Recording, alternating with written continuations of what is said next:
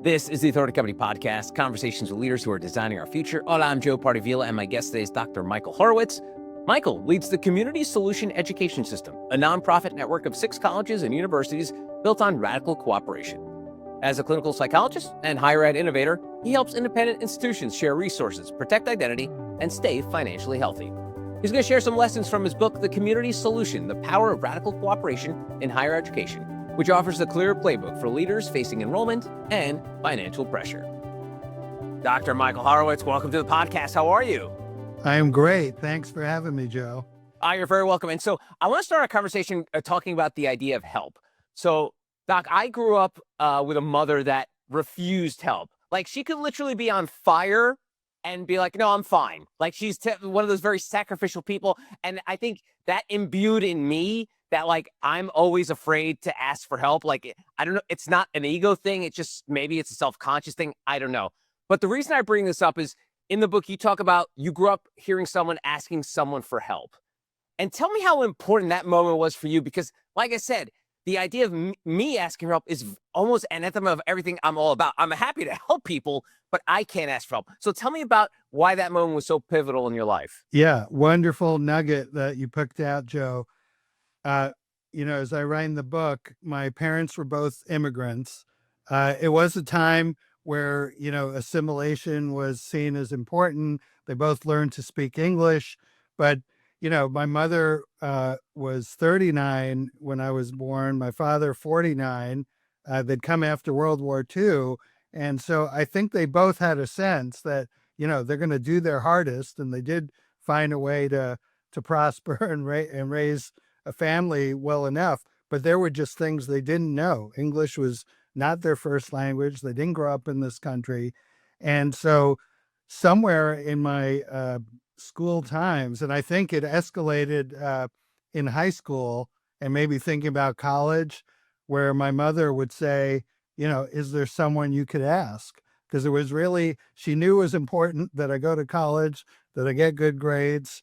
But there was things that were, just out of her element. And not that it was comfortable, but it socialized for me. Okay, there's other people that know stuff.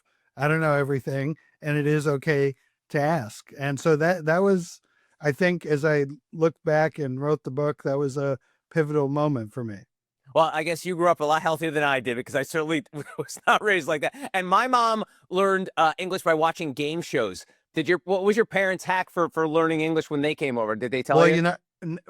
They were both actors, right? And they spoke 5 other languages, not English.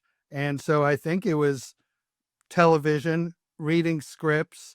My father he went into sales in America. My mother continued acting. So she was able to get any part that required an accent. She was never able to do the zero accent. So I think reading scripts, watching movies, watching TVs, absolutely, it was a method of learning.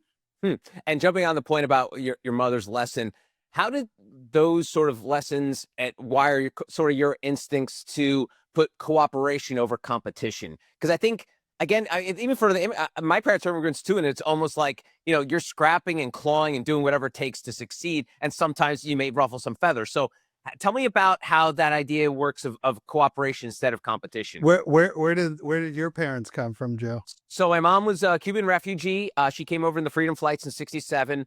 And my father was a sailor from Spain who was visiting family and met my mom here in the late '60s, got together and had a couple of idiots, and the rest is history. Okay, so you have a real taste for it. You can understand it. I think so. That was one part of it, because actually, if people are willing to help, and you don't have to fly blind. It didn't mean I was walking around every day asking for help, but really when I felt stuck, maybe should have even done it some more. I was also in a youth movement. I write about that. That was very important to me, Young Judea. And as a teenager, got to lead youth groups for kids, in middle school. And so that was also eye-opening to me. We had an advisor who was probably, a few years out of college, but mostly you had teenage kids forming programs, leading games. So I think it was again eye opening because I, a lot of my childhood was spent alone. My parents had divorced. It was me and my mom, me going to school. So entering into this youth movement, seeing people doing things together was kind of a compelling moment. And I think when I got to college, first at Columbia and later at Northwestern, I guess I was wired. I was always interested in politics. My father was a fanatic, had all news radio on constantly. Maybe he thought the war was still going on. And I was a keen observer of my environments. And I was like, really weird. In both universities, Columbia and Northwestern, things seemed like they didn't work together. Couldn't fully tell why. You know, you were told at Columbia to take this human development course from psychologists because that was a good first year course. But then when you majored in psychology, they said, no, that doesn't count. You know, that wasn't taught in the psychology department. Same thing a few years later. They were proud to have the first psychoanalysis undergrad course. A faculty member came for the medical school, and I was a psych major at that point. They said, no, that doesn't count. That's so. Uh, Similar observations when I went on to Northwestern Medical School for my PhD. So I had the sense of I think there's a better way to do this. And as we're talking about it, I also a lot of my company when I was a kid alone was listening to sports. Mm. So baseball, hockey, even though I didn't understand it, basketball. So it's clear if you listen to sports, you get things done by working together. You can have teams that are all stars and lose because there isn't that team spirit. Yeah, that's awesome. That's great. Yeah, it's funny because so my brother was the first person in my family to graduate from college. I dabbled in college and not finished it, but I'm a card carrying Gen Xer, Michael, and I grew up in the generation who was like, it was basically automatic. High school, college, and then you found a job. You found that job that you could hopefully have for 20, 30 years, drop dead and retire, whichever comes first. But there has been this shift lately, and I think, I often joke, Michael, on these podcasts that Americans and I think Western culture is really good at overcorrection. So like back in the 80s and 90s, overcorrected to college that like I remember reading like want ads for like receptionists and they're like, need a BA. I'm like, to be a receptionist? Why? What is that all about? And now we have this swing, the pendulum, of course, the overcorrection happening to like, nah, you don't need college. Who needs all the debt? You'll learn more in the school of hard knocks. And the reason I bring up this context is like your love for education. Obviously, you made a life out of it. So tell me about, as someone who has seen it through the lens and has seen these shifts play out in real time, what do you think about it? Is this are we getting to more of a centering point now that we've seen it go to the no college movement? Talk about what you see now in your world. Well, I hope so, Joe, because you're really right. We tend to live in a society of extremes. And over the weekend, I listened to a lot of podcasts, so there's discussion. A lot of what happens on social media is actually amplified by foreign countries. So it's because as I travel around the country and our system is, in 12 fantastic locations all over, I don't find things as polarized as when you're looking at social media or looking at, I guess, traditional media. So college for all was absolutely like an extreme, silly mistake. And even within college for all, there should have been more of a focus on the associate's degrees for some, because many community college are effectively fantastic trade schools. And I also heard over the weekend, I mean, if you're trained as a skilled electrician today, you will quickly be in six-figure salaries. I'm talking about really high six-figure salaries. So absolutely, we need to open the space for that. Now, the other thing with, college is a waste of time, absurd. So many data points show that the higher your degree level, the more you will earn in a lifetime. Now, is that true for every single person? Probably not. Our colleges focus on degrees that have, I would say, two kinds of ROI. They're mostly professional degrees. You can't do these professions without a college degree. You can't be a school teacher, a psychologist, a physician, a social worker without going to college and to graduate school. You will make a good living, and you also have a very rewarding life because they're professions where you help people. There's meaningful uh, opportunities, and there's a lot of choices. I mean, I trained as a clinical psychologist. I never thought it. I thought I'd be going into private practice and sitting in a room one person at a time. So it created immense opportunities. And the other thing I heard over the weekend is, again, that noise. Everyone doesn't need college, and hiring managers are still emphasizing the college degree. So good luck applying for many jobs and saying, you know what, college are hard knocks. No, because there's so many applicants, right? There's going to be ways that there's a first cut that's still a cut. So we do need to find that centering place, um, but certainly not stop at high school. We need to get people educated to do something. Well, they'll earn a good living and hopefully have a meaningful life. Nice. All right. So that's current state. So tell me about when you first realized that higher education was broken in a way that small fixes would not alone solve. Like it's almost I almost feel like there are a lot of industries that like almost America too big to fail, too big to fix. When tell me about that moment for you when you realize no, we can actually do something about this. Okay, so my two alma maters, Columbia University and Northwestern University, and we'll see now because the whole sector's under pressure, but probably too big to fail. Right. So you can do all these uncooperative things. There's a long lineage of siloing and not cooperation in higher education.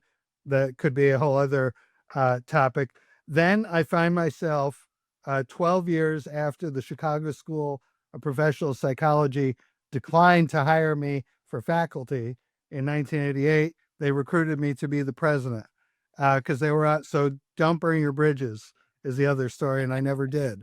And I was and the school was on its last legs. A couple of hundred students. What had been very unique. There were many competitors at that point. I had to get serious about Plan B if we failed, merge the single program, but also had my ideas for growth, which is worked out. Over the next 9 years, I'd go to these meetings of Illinois independent colleges, and it'd be a lot of talk about projects we could do together. We did lobby the state for funding, but I remember asking a guy from a bigger university, how come we never do any of these things together? And he said, oh, don't worry about it. We never do anything together. We're not going to. We're not even going to buy toilet paper together. So that was eye-opening. And then I'm starting to see the stress points. In the late 2000s, there were a lot of economic pressures. And I'm reading about colleges going out of business or slashing their budgets. And so by year 9 at the Chicago School, we'd grown enormously. We had over 3,000 students. I thought, what if I could apply some of my thinking about creating scale for other colleges? Because I know that, there are so many outstanding colleges in the United States. Some would say too many. One of the problems might be there's just too many and there are not enough students for everybody. But at that time, I thought, I think there's a structure because I had seen as the Chicago School had grown, we were able to get better technology, better experts in finance, more faculty. More faculty means more creative ideas. In fact, as we were launching new programs, after I launched the first couple of new ones, then a faculty member who was relatively new said, let's start this program, which I'd never even heard of. And I said, let's start that just because it's a faculty member driving that. So that was the impetus for the community solution education system. Wow, that's great. And let me ask you about like the finances of higher education, because I almost feel like when you hear these stories of colleges struggling, having to make financial cuts, whether it's, head counts or actual budgets, you'll hear the outside noise being like, wait, they constantly have new students coming in. Some of these have endowments, some of them do have donations from alumni. Why are these schools struggling? And for me, as someone who's like big into pop culture, I always talk about like Hollywood math. Like there was there was a story of that Queen movie, Bohemian Rhapsody, that came out a few years ago. it made nearly $1 billion at the box office, won tons of Oscars. And at the end of the day, the studio comes back and says, we didn't make any money on this. And people are like, wait, what? How does that make any sense? So bridge these two ideas together of the idea of like, is the math is not mathing? The math is not Why? mathing. Is it, Yeah. and there's so much noise in this space. So many things I could tell you about this. First of all, in private, nonprofit, higher ed, there's the sticker price, and everyone's like, "Oh, you must be making a ton of money. It's $50,000." No, it turns out you're actually charging like 20,000. And these days, people are desperate to recruit students to just grow the numbers. They'll sometimes recruit athletes at, guess what, tuition price? Zero. So they'll give 100% discount, and the athlete will leave as soon as typically he perceives a better opportunity in another college. I asked the college president, your sticker is 50, you charge 25, you get good. Why don't you just say my tuition's 25? He said, I'll never do it, because the parents love getting that letter that says your son or daughter received a $20,000 scholarship. So there's that whole part that's crazy. Now, before I came to the Chicago school, I say by accident because I didn't even know what it was. I spent 12 years in for-profit higher education. And one of the lessons there was you got to minimally balance your budget. But there was an owner who was like, I want to see in the black. Yeah. So, so, uh, I mean, I don't know where nonprofits or nonprofit higher ed got the idea like it's okay to lose money year over year over year and it'll fix itself down the road, because it won't. The institutions you're talking about who get all the donations and the money are the rich ones. Because good luck being like a failing financial institution and go to your alumni and say, give me money that probably will go in a black hole. It's not 100%. There's some cases where alumni pitched in, kept it going, but people love giving to the wealthier institutions because they can name something, they're secure that their donation will be there for the long term. So really, really complicated stuff. And despite online, we're still a very people dependent sector. And if people are your biggest cost, you have to pay people enough to earn a good living, and there's inflation, and there are all these other crazy impacts. I mean, health insurance costs are skyrocketing across higher ed, and I don't necessarily expect the public to be in the weeds on that, but we have a lot of costs that go up: technology, software, legal costs, et cetera, et cetera. So I don't know how much math I mathed for you there, but that's part of the background. I get it. All right, so let's give a little plug to your day job, the Community Solution Education System. For folks not familiar, give us the elevator pitch on it. So in 2009, I launched the Community Solution Education System with one college, the Chicago School. And I said, we're creating a community for other colleges with a powerful mission, really interested in student success.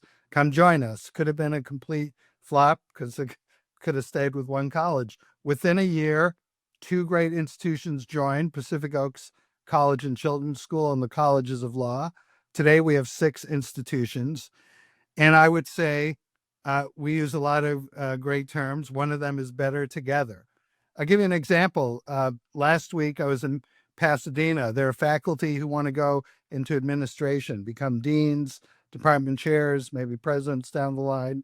We have finished the first year of a fellowship for faculty across 6 institutions. When you do that, you create that community. You get great ideas bouncing off each other. HR people around the community solution meet on a regular basis, finance people. So you bring people together, you create that sense of community, you get more.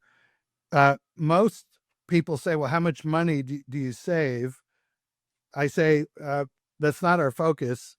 If you need an answer, it's zero. What I'm going to tell you is, for the same money you're spending, you're going to get a whole lot more.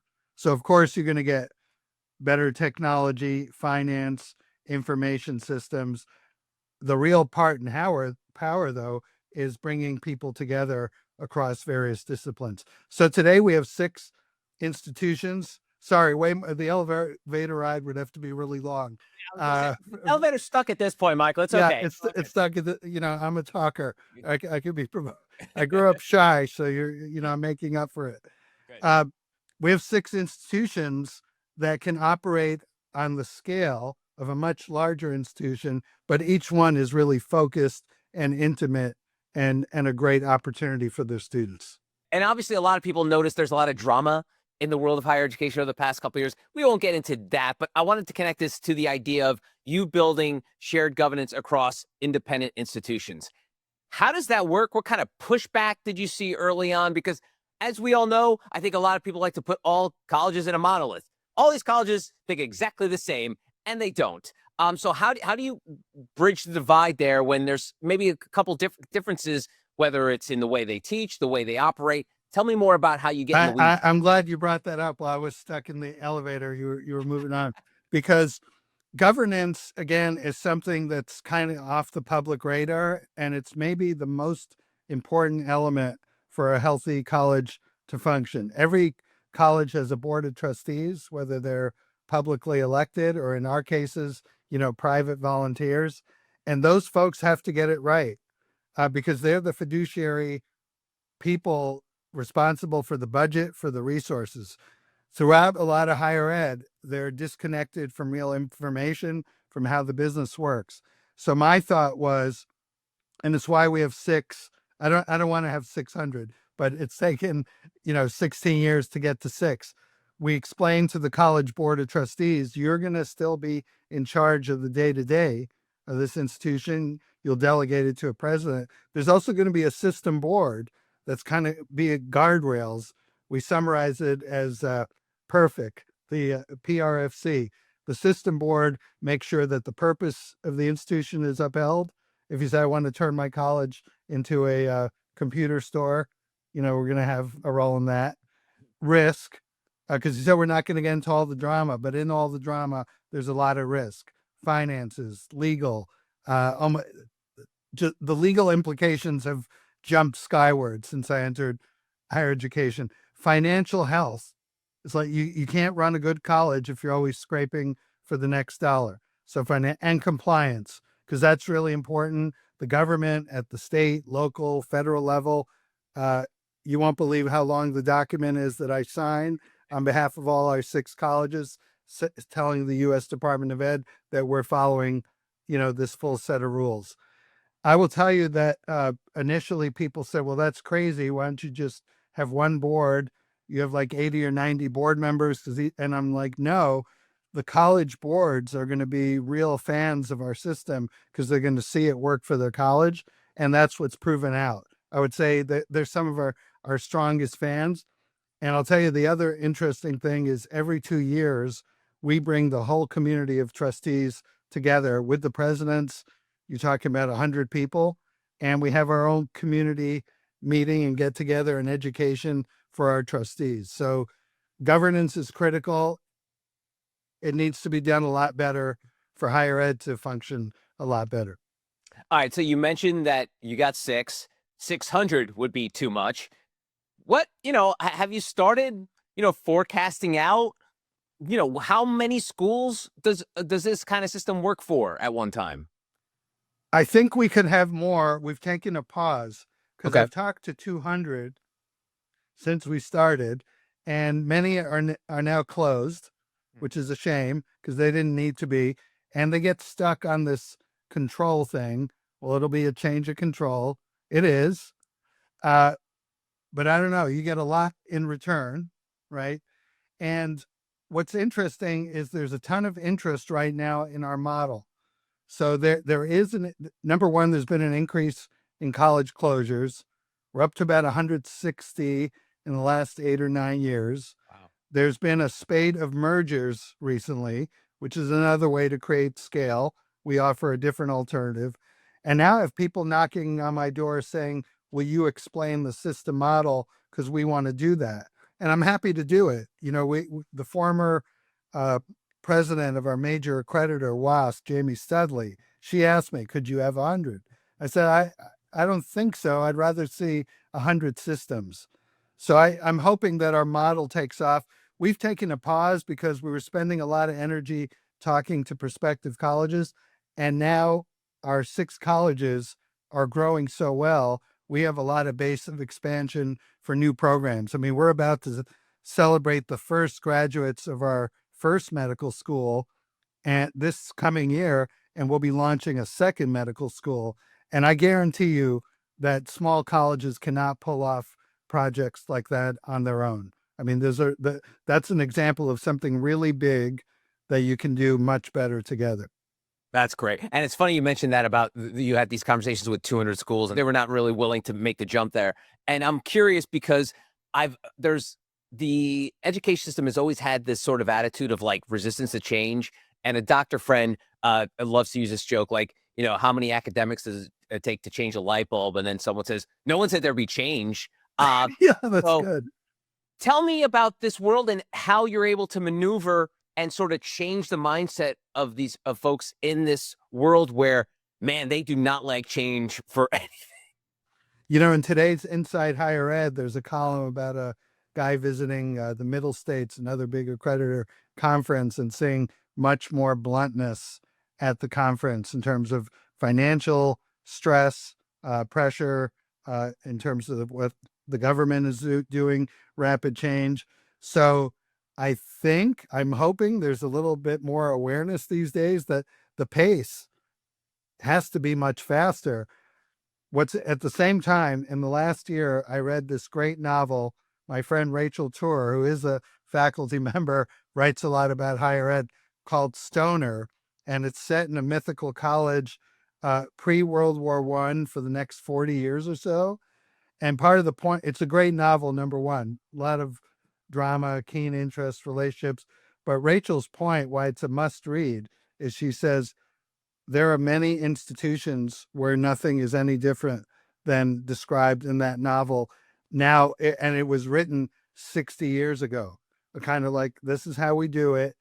And I don't think that's true by and large of our 6 colleges, because to join our system you embrace the idea Yeah. that change is a positive.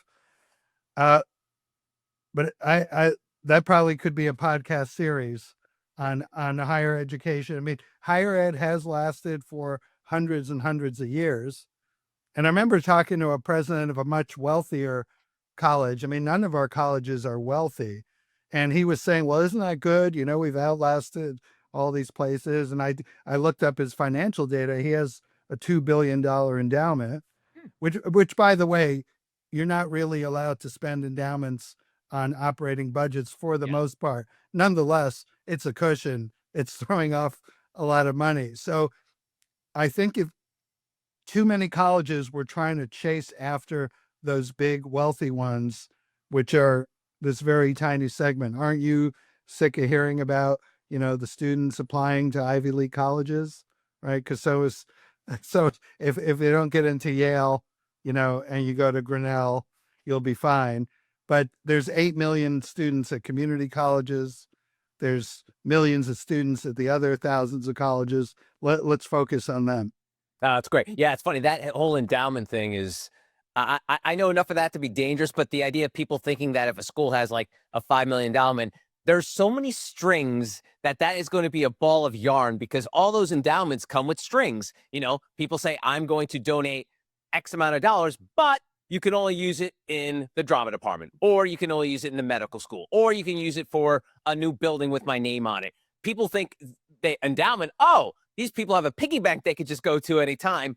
Much more complicated. And I'm sure you know more about that than I ever will. Well, if you can believe it, again, in today's press, an Ohio college, another one that we talked to, now closed, and the state is going after the board members who, at the end of the days of that college, did spend the endowment for operations. I mean, it's very rare for trustees to be held liable by the government criminally or civilly. And they're like, wow, you guys messed up, because when a college is closing, in fact, you're supposed to go to the state attorney general and ask for any permission to deviate, because that money was given tax free, sort of as a trust that the government approved, no taxes on this, on and on and on.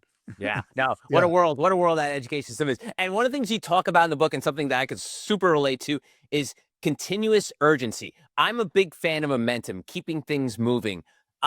So the question is, I that works well for me, but I don't have like a team of people and professors. And so how do you maintain that sort of mindset of continuous urgency without burning people out? Because some people are just not wired to have that momentum, constantly moving, constantly getting things done. Tell me about sort of dancing that fine line. Yeah, it doesn't mean, every person at the university, every faculty, every student has to be spinning. But when you get to the level of leadership, the board of trustees, the president, I heard advice early in my career, president giving a talk, said the president has to have constant urgency. The day you don't feel that anymore, it's time to retire from that place. Maybe you'll feel it somewhere else. That's the job of leaders. Look down the road. What's happening? And if we don't bring that urgency, we're going to miss stuff, and we may get steamrolled by changes. So I think at that leadership level, and that's what we're trying to do as we educate faculty who want to become administrators. Nice. And I want to circle back to the beginning of our conversation when you learned the lesson from your mom of like, ask for help. If you don't know something, say it. Um, how do you bring that sort of ethos to the folks you work with in terms of like letting leaders admit that they don't know something without losing credibility? Because I think that sort of four-letter phrase automatically some people thinks it's like demerits on, Yeah. credibility. How do I've you do coined that? this term radical cooperation. The beauty in higher ed is that we do have a lot of expertise. So it's malpractice in a sense to not ask other people who know. We've had a board chair, Edward Bergmark, for many years, and he says, I like playing team sports. The only way to succeed, and he's run and started big companies. So I think this applies outside of higher ed. We're a team, ask for help. One of the most interesting sports examples is that the great Michael Jordan was briefly sat down earlier in his career with the Bulls. The assistant coach went to Coach Phil Jackson and said, "We're going to lose if he keeps hogging the ball." So they sat him down, and he still stayed and became a great scorer. But all of a sudden, he was doing a lot of assists, passing the ball, and made stars out of some of the other players on those historic Chicago Bulls team. So I try to cultivate that. I've learned lessons from institutions outside of higher ed. Zingerman's is one I talk about, the food business in Ann Arbor, and Rick Bayless's restaurants, long surviving restaurants, thriving, which is unusual. And really part of their ethic, again, is building that community, but also changing with the times. Hmm. I must congratulate you for being a Chicago guy and going 30 minutes until you mentioned Michael Jordan. So well done. Right? If you weren't going to do it, I was going to drop it in at some point here. But let me ask you in terms of say it's 2026 now. If higher education is doing the same thing, the same way we've been talking about this, they're making the same mistakes over and over again. What worries you most in 5 years? Is it the fact that you're going to see more and more schools closing? Is that a number one concern? That would be top of the list. You'll definitely see more college closures. There was a gentleman now sadly passed away, Clayton Christensen, his co-author Michael Horn, about 13 years ago, predicted that a quarter of colleges would close, and Michael Horn updated in the last year to say he thinks it's going even faster than that earlier prediction. So you will. I'll tell you what's sad about that is so many of these colleges are significant to their local community. So beyond the college themselves, they may be the major employer. They're a pathway for people in the community to get educated. So it's not just this sort of abstract loss. We lose something important when we lose colleges. We do have these pressures on costs, and I'm hoping that we can create less complexity because there's state regulators and federal regulators and professional accreditors and institutional accreditors, uh, all in the name of quality, but it sure drives up the cost of everything. So we need to have an intelligent discussion about that. And we need to, I'll tell you, the biggest problem in higher ed is the low rate of completion. There's another thing the public doesn't know. The average is 60% after 6 years for a 4-year degree. Many colleges, 30 or 40%. Now that we have technology and we know more about teaching and learning, we can do better. The worst debt is $10,000 for someone who went to college and didn't complete.